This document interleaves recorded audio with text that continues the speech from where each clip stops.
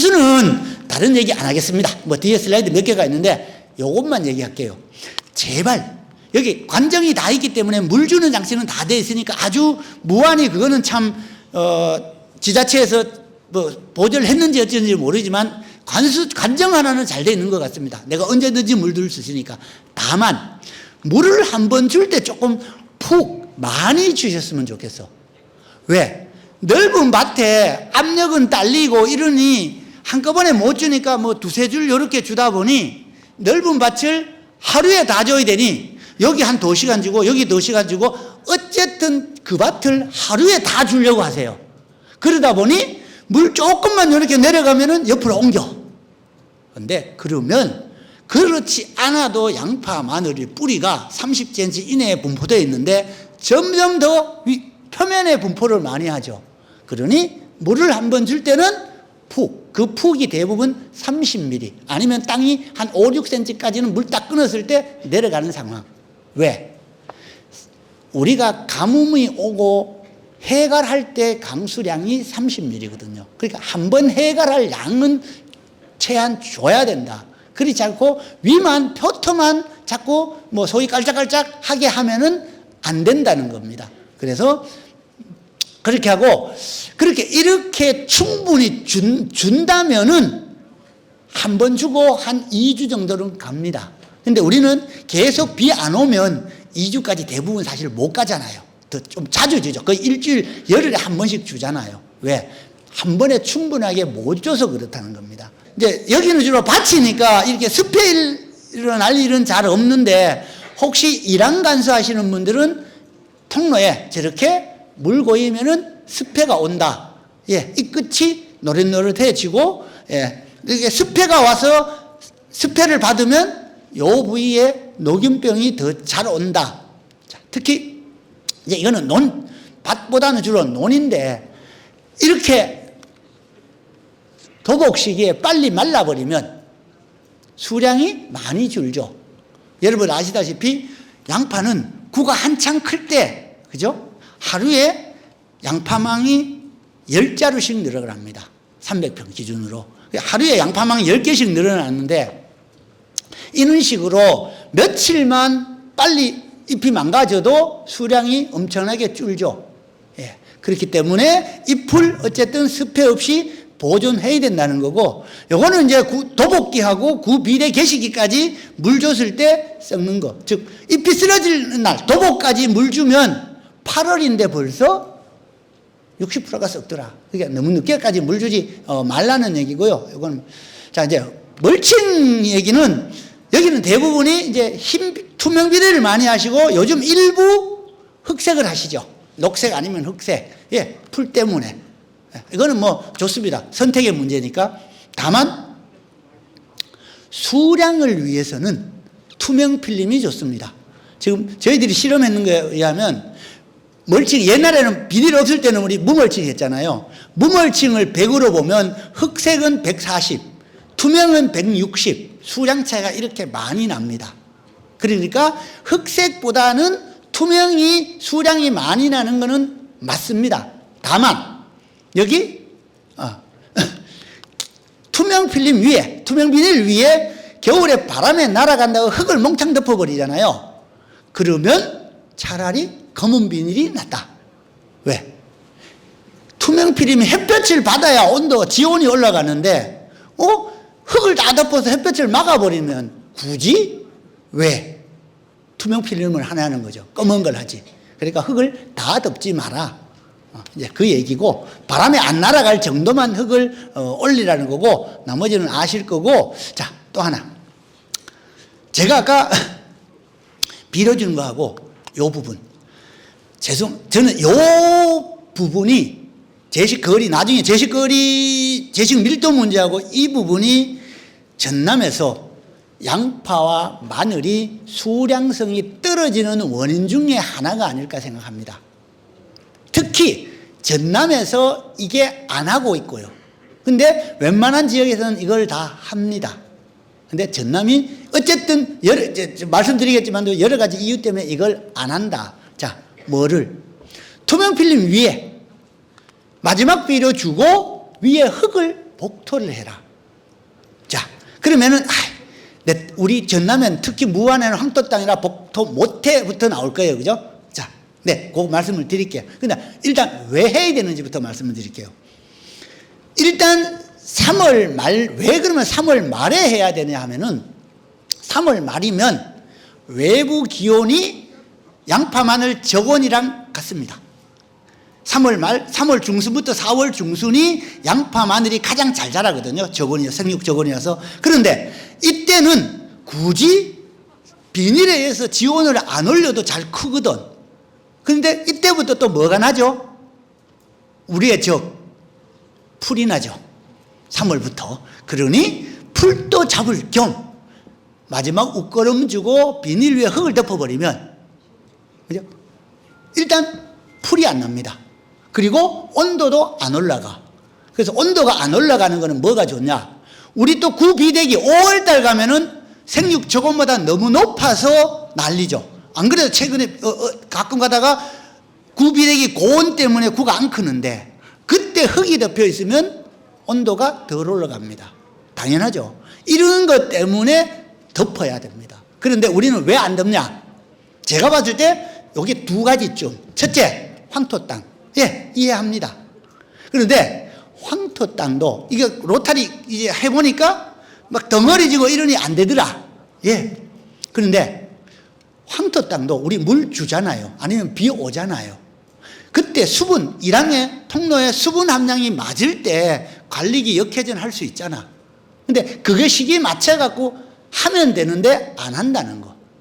이제 그거. 또 하나, 안 되는 이유. 이렇게 왕복으로 이제 여기 한 번에는 안 돼요. 왕복으로 이렇게 덮습니다. 그러면은 이렇게 잘 덮입니다.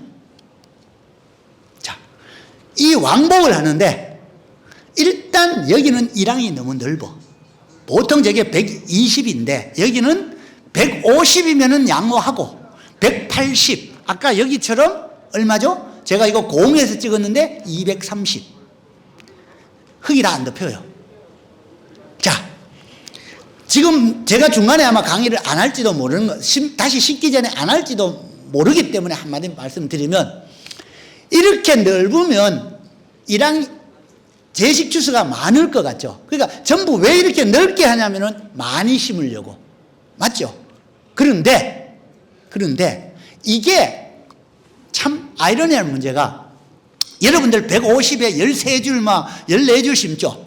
아니면 180에. 근데 여러분들 심는 것보다 창녕 쪽, 합천 쪽에 6줄, 120에 6줄 심습니다. 이분들이 제식 주수가 여러분들보다 많으면 많았지 적지 않다는 겁니다. 그러니까 여러분들은 150, 180 해서 이렇게 넓으니까 우리가 더 많이 심는다. 천만에요. 이거를 제가 이 8월달 강의할 때는 그걸 갖고 다니는데 몇 센치 할 때 몇 폭이 심는다는 거는 계산으로 나오잖아. 여러분들이 갖거나 적어요. 이렇게 넓으면 일단 풀을 못 잡잖아. 안에 밟으면서 심고 어쨌든 관리도 힘들고 기계화도 안 되고, 또 중간하고 가장자리랑 양파 크기가 틀리죠. 크기가 이거는 의심스러우면은요, 원래 수확할 때 이 가주로 이렇게 뽑지 말고 줄줄이 바깥 첫 줄, 두 번째 줄줄이 뭐 10개, 20개 뽑아갖고 한번 보십시오. 안으로 갈수록 적습니다. 병도 많고. 왜? 통로가 좁으니까. 바로 통풍이 안 되잖아. 그래서 이런 것 때문에 이것만큼은 저는 원래부터, 지금은 늦었지만 원래 가을에 심을 때는 제발 120을 해라. 그리고 그러면 120을 하면은 적게 심어서 어떡하냐? 만약에 그거를 몇 센치 심어야 되는지 모른다 그러면 그 디자인 제가 해드릴게요. 왜? 요즘 아시다시피 면적 많으시잖아. 비닐은 내가 한 3, 40년만 해도 비닐 공장에서 내가 원하는 대로 해주잖아요. 자, 우리 시험장에 제가 오니까 처음에 150을 하고 있더라고요. 그래서 내가 이거는 아니다. 제가 바꿨는데 몇 줄로 바꾼지 아세요? 저는 10줄로 바꿨습니다.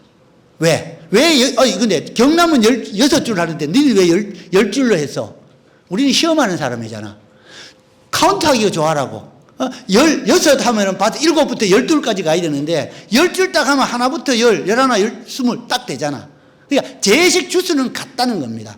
평당 예를 들어 110주 이거는 같게 만들면 된다는 거죠. 이제 그렇게 하고 제발 좀 이렇게 흙을 덮자는 거고요. 자, 또 하나. 지금 흙을 덮는데 아까 3월 말 마지막 옷걸음 주고 덮으라 그랬죠. 근데 최근에 와서는 이렇게 하시는 분도 있어요. 첫 옷걸음 주고 그냥 덮어버립니다. 예, 저도 처음에 조금 이거 하시는 분들 보고 좀 놀랐어요. 아니, 첫 옷걸음 주고 왜 덮어? 너무 빠르지 않냐? 예, 빠릅니다. 그런데 장점이 뭐죠? 덮어버리면은 풀이 안 나잖아. 그러니까 풀을 한 번도 손으로 안 잡는다는 거죠. 물론 구멍에 나는 거 어쩔 수 없고. 그렇게 하기 때문에 인건비 절약하는 거, 수량 감소하는 거 따져보면, 나는 똔똔이 아니면은 인건비가 낮다 하면은 미리 덮는 것도 방법이라는 거죠. 굳이 이제는 구만 자꾸 크게 해. 이제는 그 시기 아니라 그랬죠. 양파 수확은 지금 사실 우리가, 이 70% 도복은 옛날 얘기고, 지금은 90% 이상 다 쓰러질 때까지 두는 게 맞다. 근데 양파, 보통 이제 며칠 이렇게 말려야 되고, 당연히 많이 말릴수록 좋습니다. 사실은 가장 이상적인 수확 방법은요, 양파가 쓰러지고 잎이 3분의 1쯤 말랐을 때 뽑습니다. 뽑고 포장해서 잎이 다 마르도록 기다렸다가 잎이 약간 불그스름해지면은 수확하는 게 가장 좋아.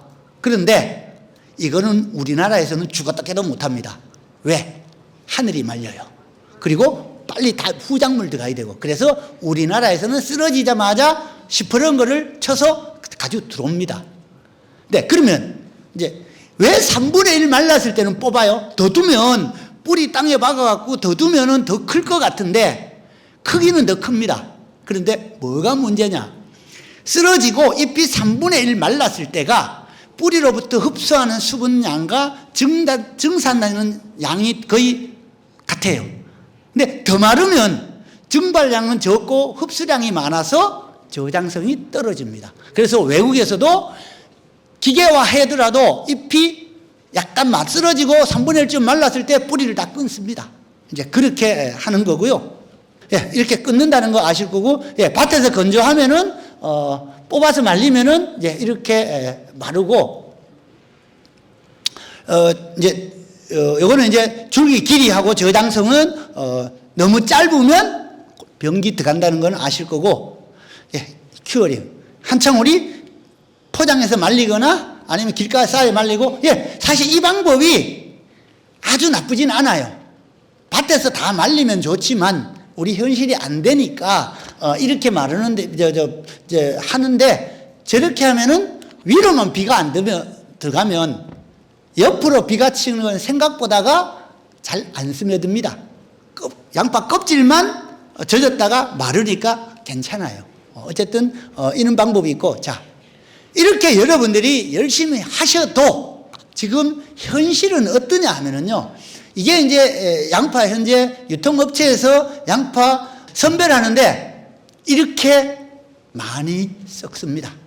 예, 굉장히 많이 이렇게 썩어요. 자, 기계수확은 이렇게 지금 현재 많이 있고 점점 기계수확으로 가고 있는데, 문제는 유통업체에서 사실은 조금 아직은 꺼리고 있는 것은 사실입니다. 지금 함양이라든지 합천 쪽에는 기계수확하는 것도 받아주고 있어요.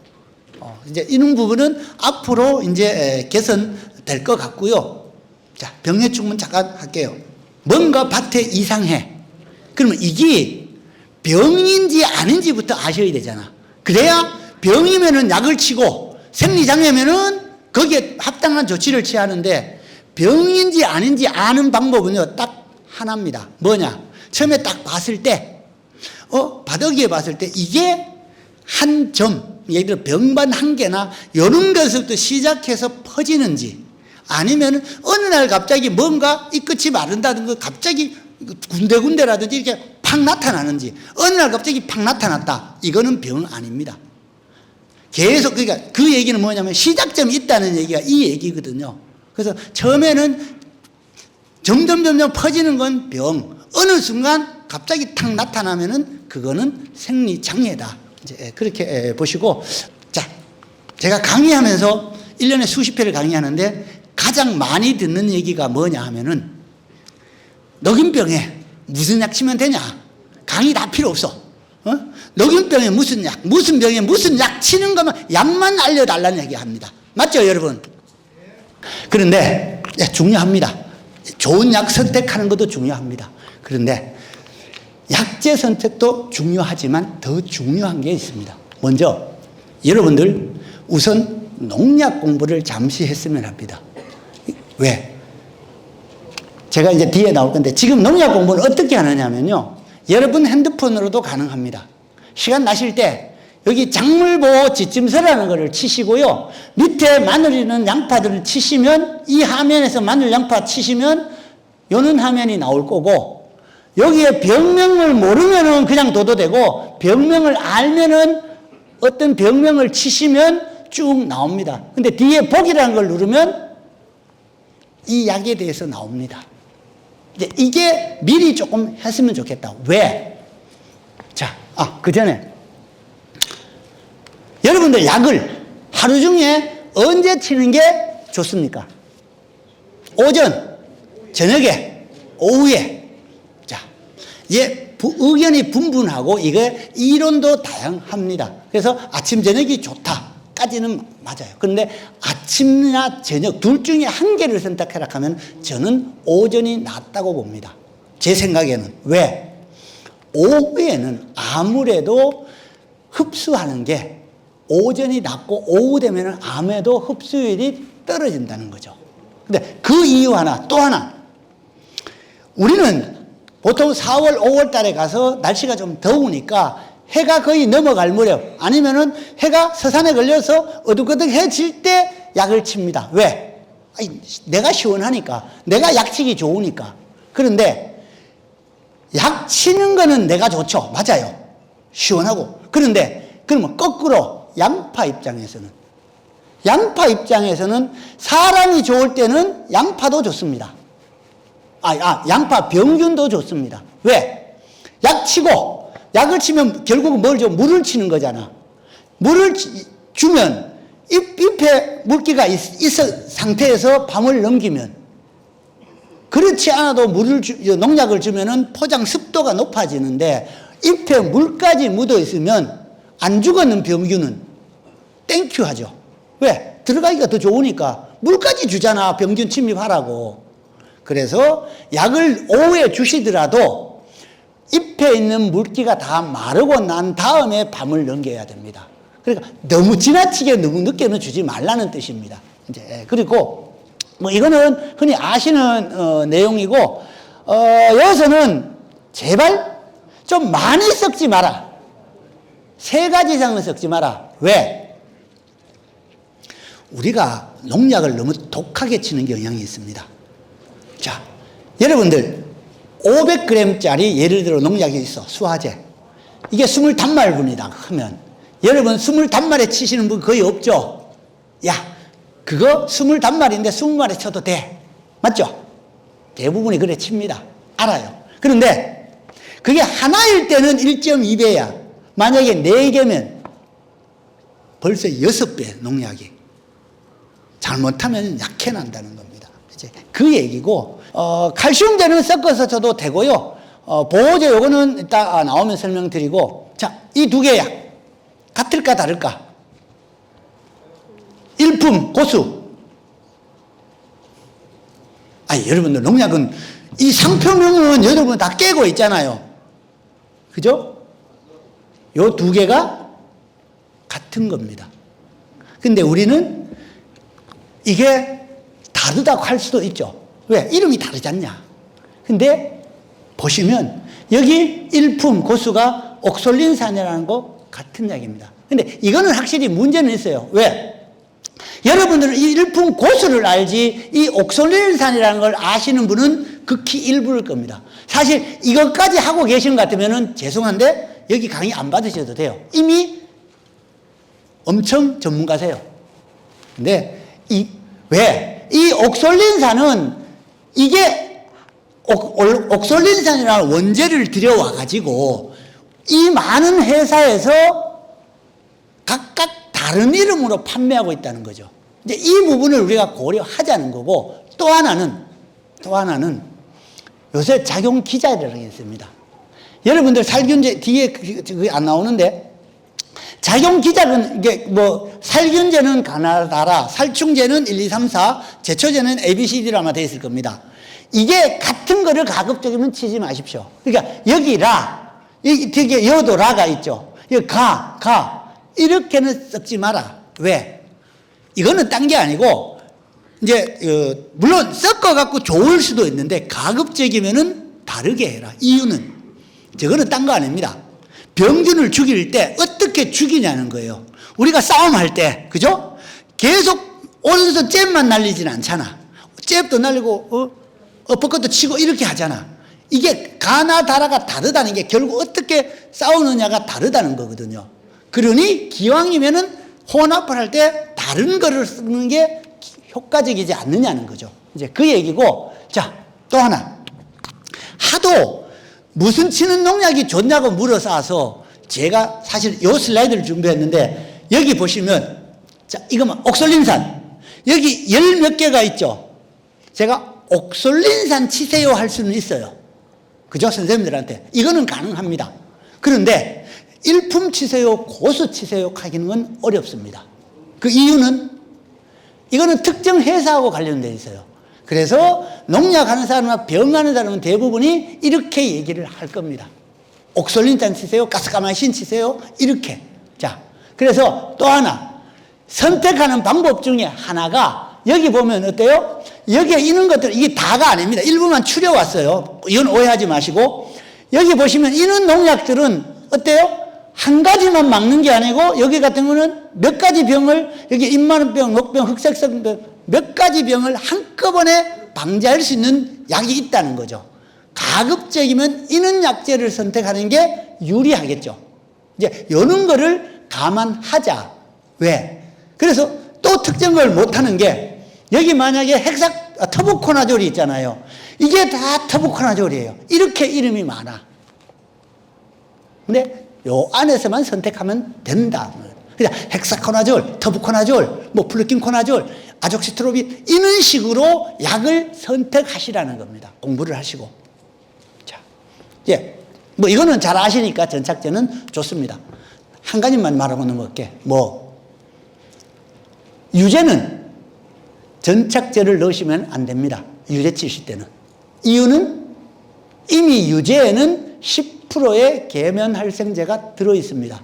왜? 유제는 물에 안 녹는 게 유제죠. 그러다 보니 빡 잘 흩어져야 되잖아요. 퍼져야 되는데 그걸 하게 하는 역할이 계면활성제거든. 그래서 이미 들어가 있기 때문에 할 필요가 없다는 거고, 자, 여기 이제 면적이 많으니까 드론으로 하시는 분들이 많은데, 이제 드론 하시는 분들이 약제 선택에 조금 어려움이 있습니다. 왜? 드론으로 칠 수 있는 약제가 많지를 않아요. 그러다 보니 선택에 어려움이 있는데 아직은 이제 초창기니까 어쩔 수 없습니다. 드론 약제는요, 새로 만든 약제는 아닙니다. 기존에 있는 약제 중에서 물리성이 우수한 거, 즉 입자가 미세하게 나갈 수 있는 성격의 농약은 얘는 드론으로 쳐도 된다고 해놨을 뿐입니다. 별도로 만든 농약이 아니라는 얘기죠. 그런데 그러면 일반 약을 드론으로 치면은 약이 안 나갈까요? 나갑니다. 다만 입자가 굵게 나가죠. 입자가 굵게 나가서 그만큼 방제 효과가 떨어지겠죠. 이제 그런 차이만 있다는 거고, 예. 이게 제가 저쪽에 현경에서 아마 몇 년 전에 있었는데, 여기 이게 약해거든요. 왜? 이 약을 4가지인가 5가지인가 썼었대요. 근데 여기에 약쳐서 또로록 여기에 이제 약액이 맺히니까 저렇게 약해가 나는 겁니다. 결국 나중에 이게 결국 포장 가보니까 썩어서 죽었어요. 다 이제 이 생산이 안 됐는데 워낙 심해서 어쨌든 너무 독하게 쳐도 안 된다.